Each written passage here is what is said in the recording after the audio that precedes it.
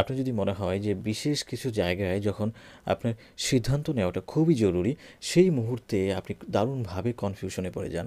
সেই মুহূর্তে আপনি বুঝতেই পারেন না কী করা উচিত। নিজের কনফিডেন্স লো হয়ে যায়, ইন্টেলিজেন্সকে আপনি কাজে লাগাতে পারেন না। সেক্ষেত্রে আমি আপনাকে সাজেস্ট করব ৫টা বই পড়ার জন্য, যে বইগুলো পড়লে আপনি আপনার জীবনের সিদ্ধান্তগুলোকে চমৎকারভাবে শেষ করতে পারবেন। যখন যেটা করা উচিত আপনি ইজিলি বুঝতে পারবেন। সেজন্য আপনার ১০টা ৫টা ফ্রেন্ড সার্কেলের সাথে জটিল কিছু না হলে তাদের সাথে পরামর্শ করার প্রয়োজন পড়বে না। আপনি নিজেই আপনার নিজের একজন সুন্দর বন্ধু হতে পারবেন।